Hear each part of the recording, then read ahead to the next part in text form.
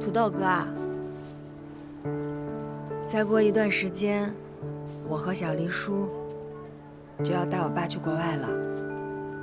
这一走啊，不知道什么时候才能回来。但是为了那些一直支持咱们大排档的老顾客，咱们这个店不能关。在我爸手受伤的时候，你给我爸掌过勺，顾客反响可好了，所以把店交给你，我放心。土豆哥，土豆哥，那我就把店交给你了。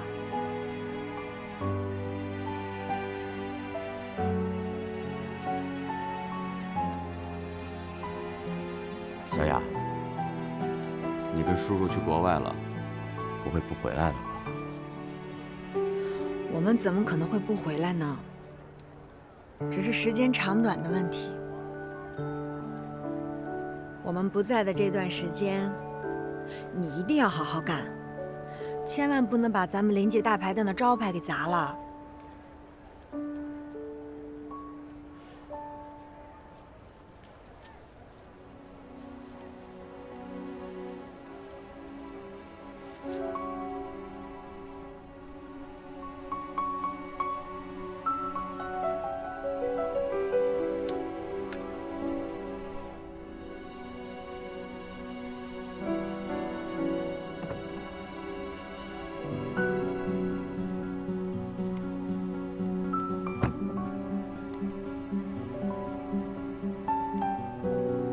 你这么晚了，不在医院陪着小瑞，你跑到这儿来干什么？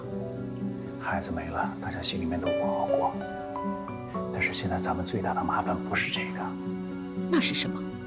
就在刚才，看到网上已经贴出了欧氏集团的财务调查报告。是郑一民，你让他这么干的？当然不是。在小瑞没有转变态度之前，我怎么可能做那么激进的举动？一定是他自己先沉不住气了。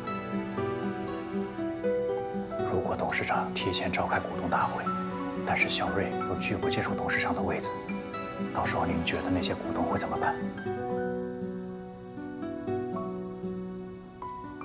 欧长林依旧辞职，然后，在没有合适的继任者出现之前，欧阳就会顺理成章地接过董事长的位子，到时候咱们所做的一切就白费了。那我现在就去医院找小瑞，让他回心转意。小瑞现在的状态还有立场，您去了一点作用都没有，只会激化矛盾。那你说我们该怎么办？现在只有一个人能让小瑞回心转意，他的亲生父亲郑一鸣。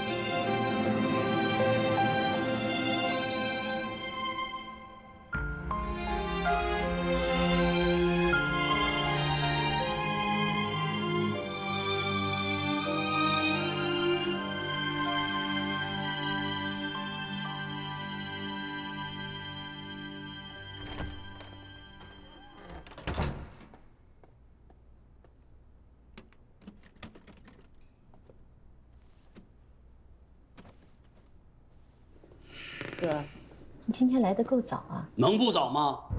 在你给我转让股权时，其实你早就知道今天会发生这样的事儿吧？等股市一开盘，欧石的股价一定会断崖式的暴跌。你不在乎钱，我还在乎钱呢。哥，只要小瑞能安安稳稳坐上董事会主席的位子，其他的对于我来说都不重要。对我很重要。哥，你放心，今天亏你的，将来我一定加倍的补偿你。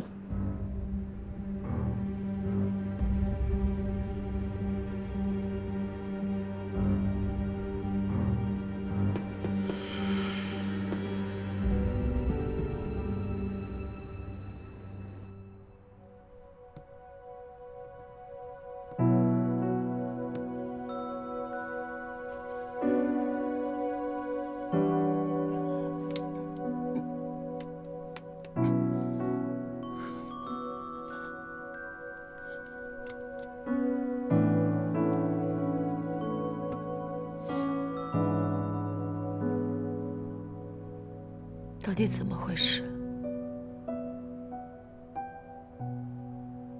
我妈不是说您出车祸去世了吗？这到底怎么回事？这些年您去哪儿了？您为什么现在才出现？您为什么一直不来找我呀？你们全都瞒着我，为什么？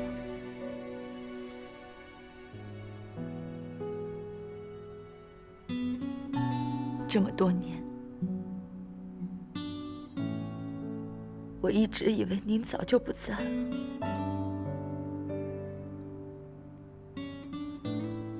我不敢去问我妈，当时究竟发生了什么事情，是什么时候。在哪儿出的事？我只能把您消失的那一天当做您的忌日。可您知道，那天是我的生日。我从那天起再也没有过过一次生日。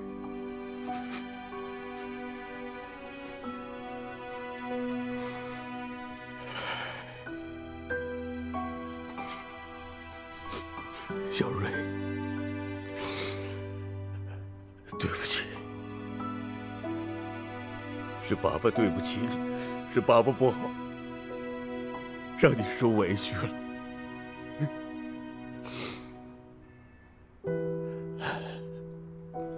你千万不要怪你妈妈，她做的没错，是爸爸做的不好，爸爸做了错事。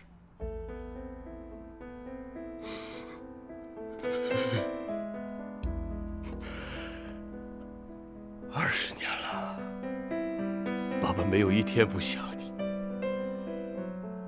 正是因为想你，我才能撑过这20年。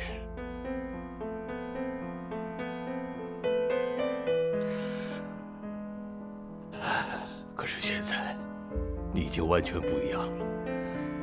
你是欧长林的女儿，你管理这么大个公司，你现在是有身份、有地位的人。而我呢，只是一个刑满释放、一无所长的劳改犯。我当然没脸见你，更不想因为自己的突然出现，打乱你现在的生活。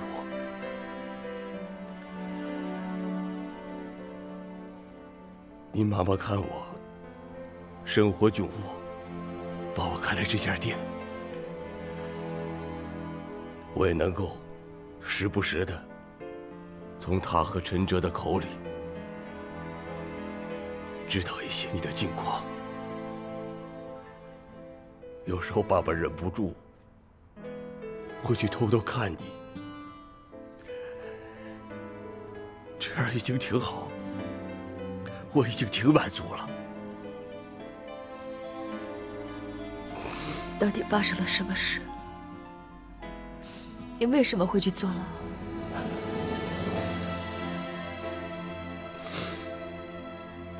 因为偷税漏税的事儿，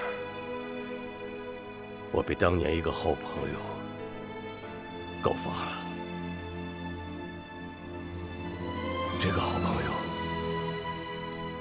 就是你后来的养父欧长林。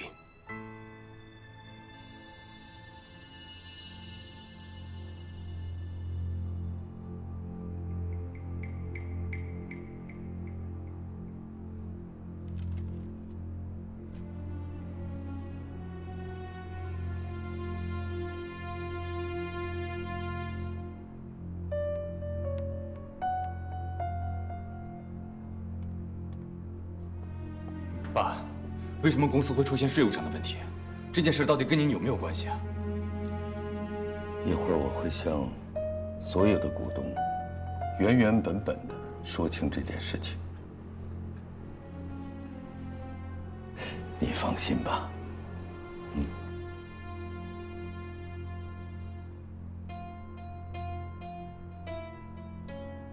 哎，你们有没有看到网上发布出来的消息？当然看了，这么大的事儿，就看看一会儿欧长林来了，他怎么向他们交代吧。偷税漏税，这绝不是小事儿。这样的负面消息，股票肯定会暴跌。我看着欧长林还有什么资格坐在这位置上？就算欧长林下来了，欧派和齐派他们还是占了大半个股权。到头来，替换的不是欧瑞就是欧阳，说来说去还是他们自己的。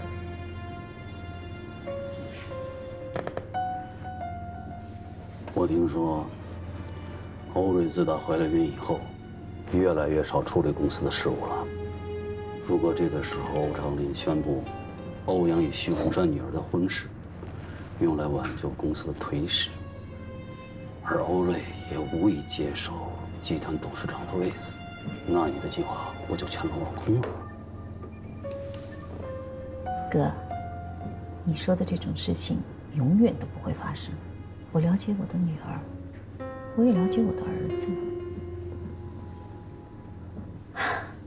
欧氏集团改朝换代的日子就要来了。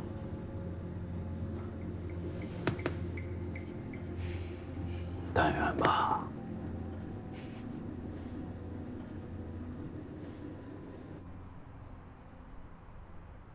当年，你妈妈嫁给我，也是承受了来自她家里巨大的压力。那个时候的我，空有一副雄心壮志，除此之外一无所有，所以她家里根本不会同意。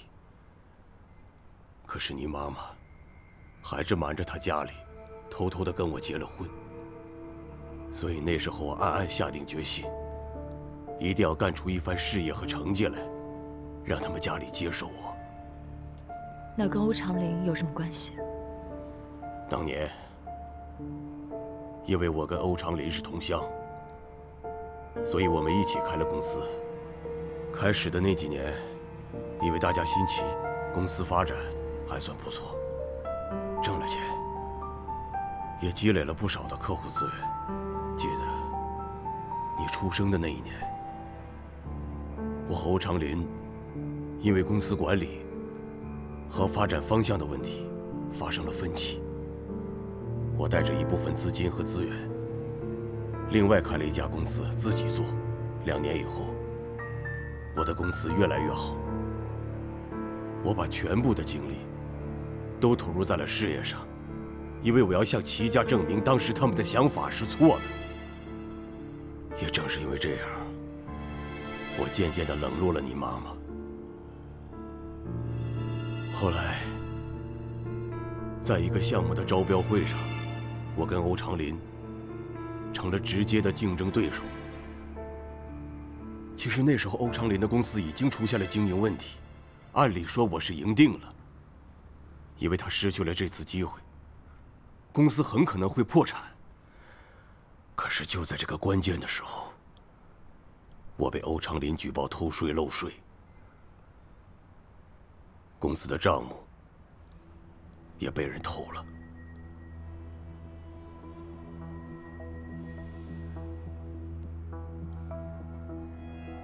是，我确实错了。可是欧长林呢？他敢说他的公司就清清白白，一点问题都没有吗？你爸让欧阳进入董事会，是为了通过增资的议案，但是我们不知道那笔资金的来源是在什么地方。查了公司的账目，我才发现，这些年以来，你爸一直在故意削减公司利润。他把一部分的钱转进了一家在巴拿马注册的外资公司户头里边。他这么做既可以避税，又可以拥有一笔随时可以调动的巨额资金。你记不记得那天晚上，我们在你家商量怎么救欧阳的时候，你爸用了1个晚上去调动了3000万的美金。我怀疑那笔钱的来源就是在这儿。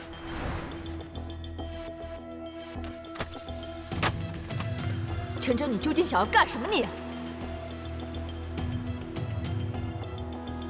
这新闻稿你到底要做什么？啊，说！所以网上关于欧氏集团偷税的消息，是您放的？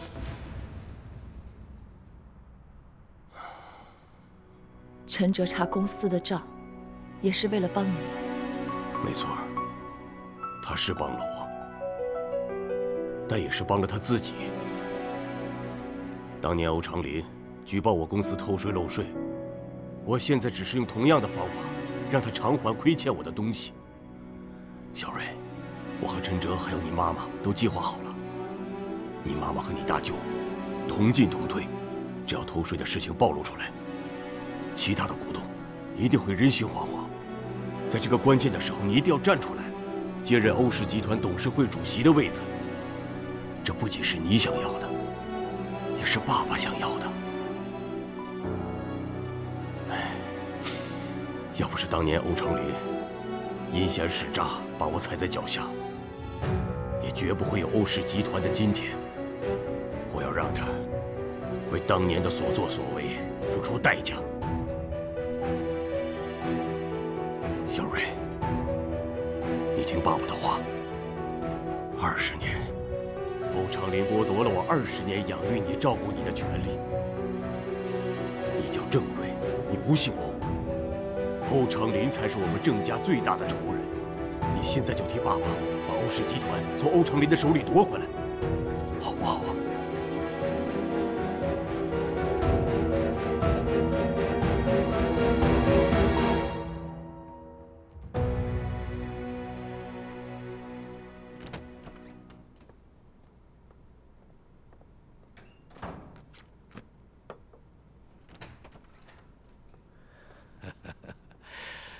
对不起，让大家久等了。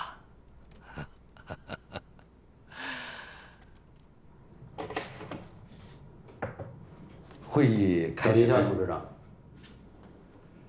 在会议开始之前，我觉得你有必要跟大家伙解释一下，关于网上流传的欧氏集团偷税漏税的问题。这也是我们全体股东最关心的问题。今天会议的主要议题，就是想给诸位说明一下网上所传的欧氏集团税务方面的一些问题。原本我是想放在后面去讲，不过既然你问到了，我可以现在就开诚布公地告诉大家，网上所传的并非谣言，而是事实。真偷税了。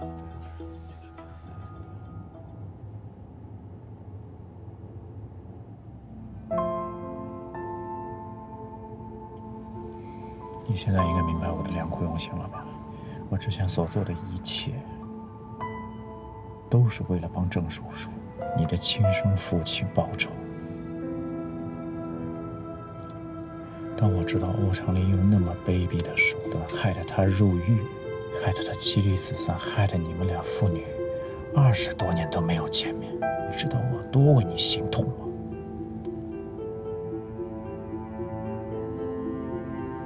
欧长林是罪有应得，他现在的下场是他自己活该。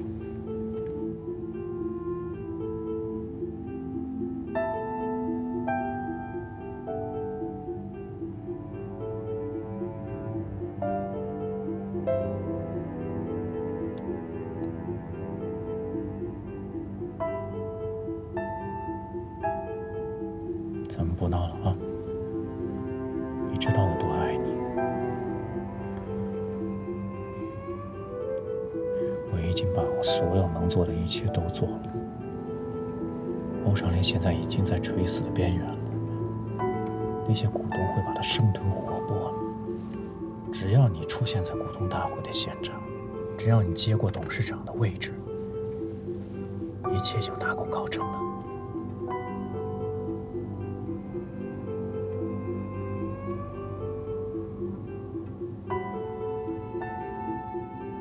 会议已经开始了，麻烦你开快一点。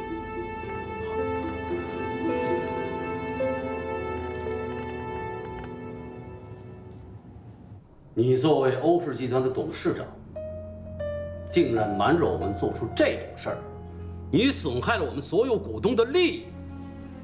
我承认，我瞒着你们做了这些事情，但是我绝对没有损害各位股东的利益，没有。哼，这我就不明白了。你把本来属于股东红利的钱占为己有，怎么叫做没有损害股东的利益呢？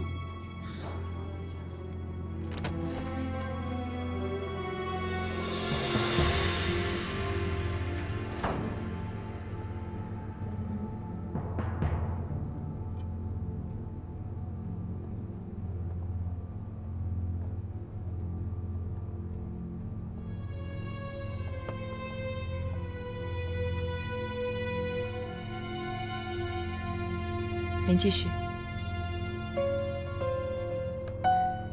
我就刚才所说的事情，我来解释一下。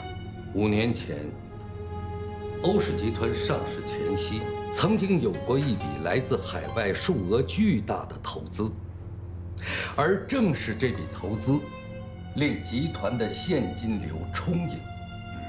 如此利好的消息，令集团上市后的股价一路飙升至发行价的400%。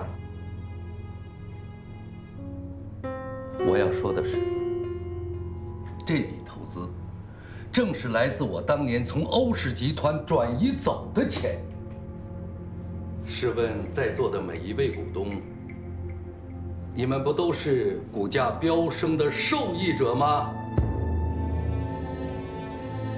我这么多年所做的一切，都是为了欧氏集团的发展和在座各位的利益呀！那你也涉嫌偷税漏税，给欧氏集团造成了极坏的影响，这你总没得辩驳吧？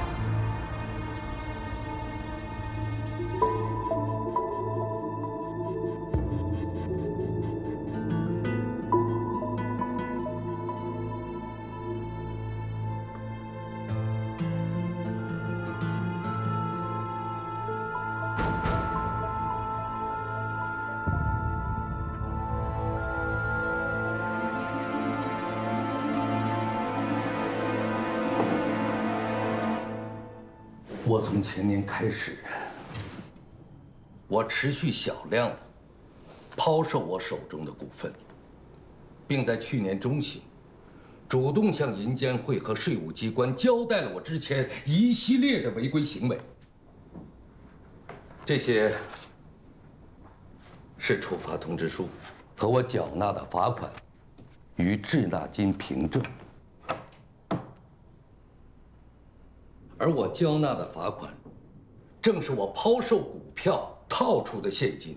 就在刚才，我已经把这些凭证发布到网上，并做出了声明。至于民众是否还对欧氏集团抱有信心，只能从股市上的反响来做判断了。欧氏的股票今天一开盘就在下跌，而且还有继续下跌的势头。欧长林，不管你再怎么挽救，你的错误已经导致欧氏集团蒸发掉了上亿的资产，这也让我们大家蒙受了巨大的损失。你不配再坐这个位子了。股票上涨的时候，你怎么不说这种话呢？齐总说的对。所以，今天这个会议，我想宣布的第二件事情就是，从即日起，我将卸任董事长的职位。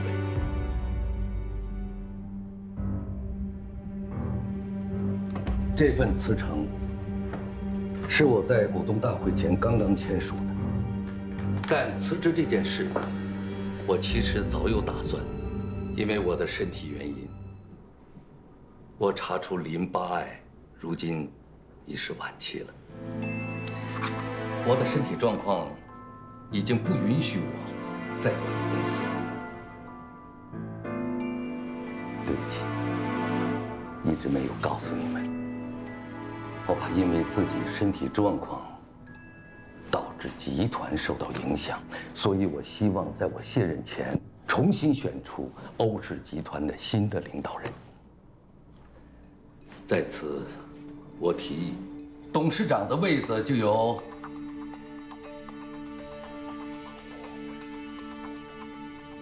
欧瑞担任。常年，你这是……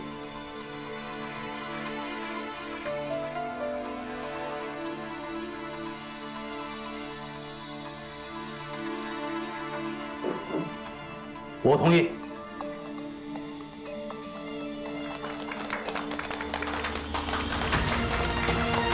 啊？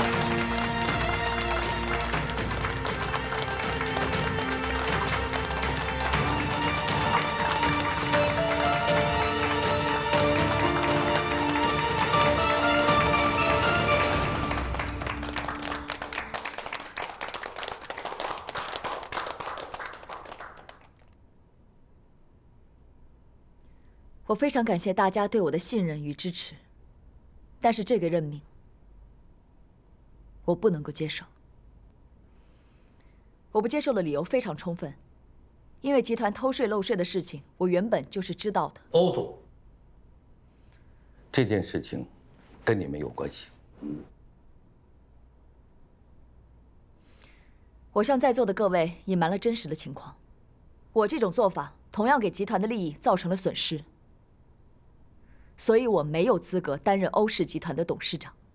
那目前没有比你更适合这个位子的人呢？当然有。谁？欧氏集团副总裁欧阳。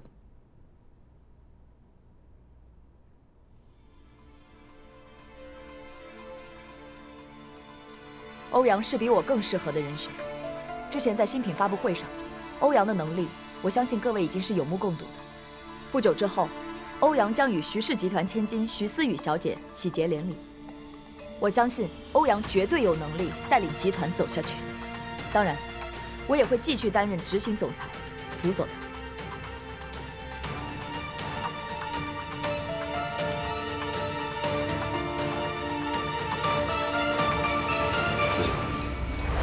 过2天，小瑞妈妈可能会主动联系你，向您无偿出让3%的股权，以换取您这边的选票。她的目的很简单，保小瑞上台。但是，我要提醒你，小瑞到时候有可能会拒绝接受任命。你什么意思？我的意思是，如果小瑞拒绝接受任命，那董事长最佳的人选就是你。无利不起早。你告诉我，你来的目的，咱们再谈。我的目的很简单，欧氏集团总裁的位子。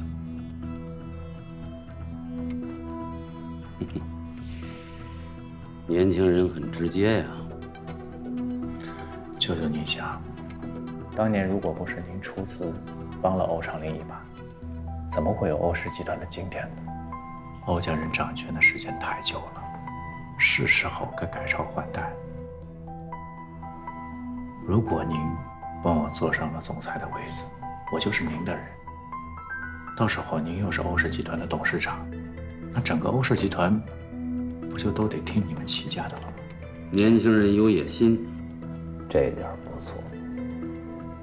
不过我要告诉你，你说了半天，你把欧阳放在哪儿了？再怎么着，他是欧长林的儿子。再有，欧家和徐家马上就要联姻了，你不管怎么分析，那些股东都不会支持到我的头上来的。舅舅，话不能说太早。不管徐家和欧家是否联姻，欧阳都没有资格做欧氏集团的董事长。何以见得？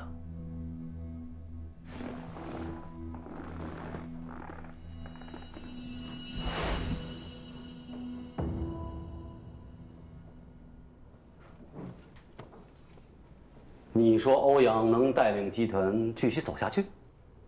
我看不尽然吧。欧阳，我问你，之前你和那秘书林美雅都到了谈婚论嫁的地步了，为何突然分手了？啊？你能告诉我吗？诸位想知道为什么吗？因为林美雅就是欧长林的私生女，林美雅和欧阳就是同父异母的兄妹。这个林美雅还有一个双胞胎姐姐，叫杜若楠。更甚的是，这个杜若楠竟然在泰国还坐过牢，是个坑蒙拐骗、无恶不作的小太妹。诸位，这可是丑闻呐！啊，这要是传出去，这对我们集团会造成什么影响吗？还用我说吗？哥，这些你是怎么知道的？哎呀，我怎么知道的不重要，重要的是在座的各位，你们可要擦亮眼睛啊！他们欧家上梁不正下梁歪，家务事你都断不清，何况管理好一个公司呢？所以，我们有必要重新选择一个有能力而且能够带领集团向上发展的人。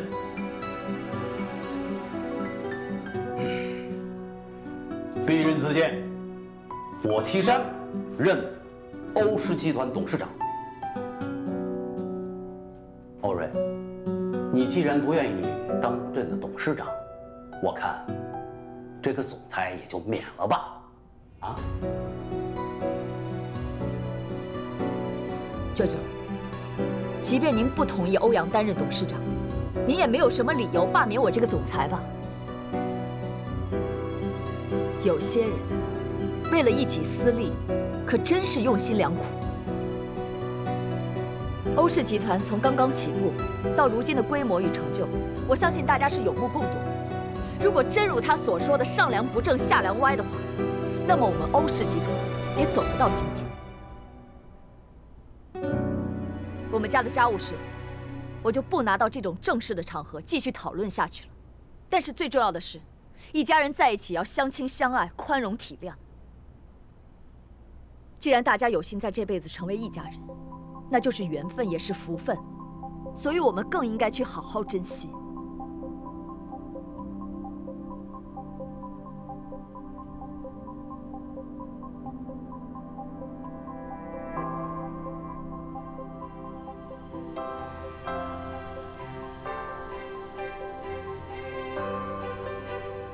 在座的各位也一样，大家有幸聚在欧氏这个大家庭里，我们更应该各司其职，共同进退，摒弃私利。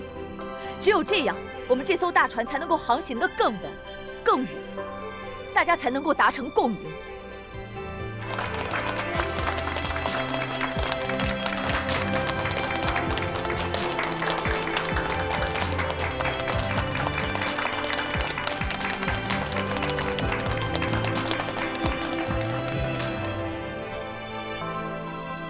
我依旧举荐欧阳担任欧氏集团的董事长，请各位股东看一看欧阳自进入欧氏集团的改变，他的努力，我相信大家是有目共睹的。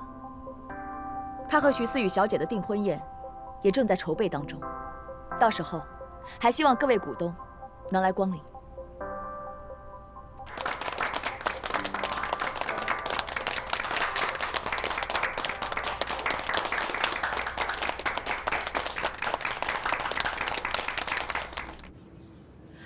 就别担心啦，你们家的这些旧家具，我哥已经找好地儿给你妥善安置了。到时候我哥就派人把他们全都搬过去。你放心，等林叔醒过来，保证一样东西都不少，一丝灰尘都不留。薇薇，那我们今天就不要麻烦小丽叔了，我这些行李都是小件，咱们俩自己搬过去就行了，就别等他了。那可不行，我哥特意交代了，一定要亲自送你过去。别着急，他一会儿就到了啊，咱们再等一会儿。哦，我刚才还没跟你说完呢，就他们俩就把我一个人扔电影院跑了。等我再发现的时候，人都没影儿了。我就想啊，就算我追出去了，也找不着他们了呀。索性我就把电影给看完了，还挺好看的。你说我要不看完，多浪费我那3张电影票钱呀，是吧？是。薇薇，你以后可千万不要再去做这样的傻事儿了。我心里咽不下这口气呀！什么早晨醒来发现你和阳光都在，不要。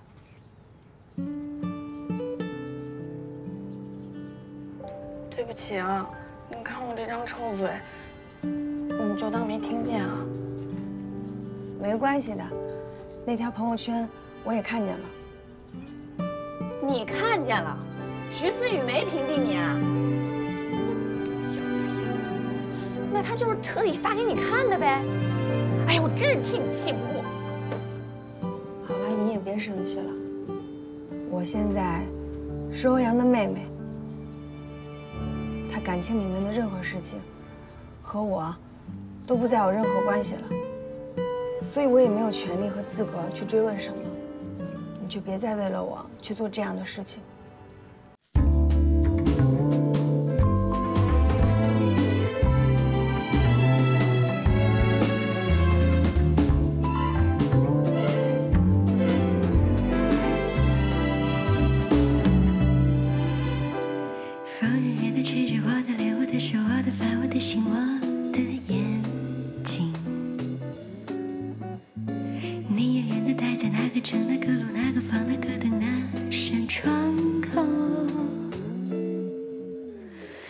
静静地放着你给我的 CD 音乐，当作背景，怎么唱都不再煽情。我记得你习惯闭着眼抱着我，好像我是你的脸，笑嘻嘻。我不知该如何对你笑，对你哭，张着嘴不理你，像个机器。你的世界，我的日子，好像没有谁对谁发过脾气，过得太快，来不及。哎呦哎呦哎呦哎呦哎呦，你说我们要不要在一起？柔情的日子里，生活的不费力气，傻傻看你，只要和你在一起。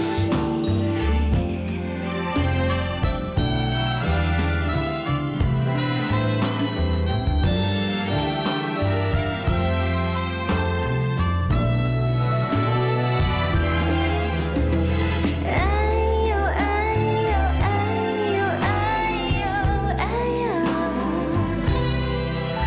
你说我们要不要在一起？柔情的日子里，生活的不费力气，傻傻看，只要和着你在一起。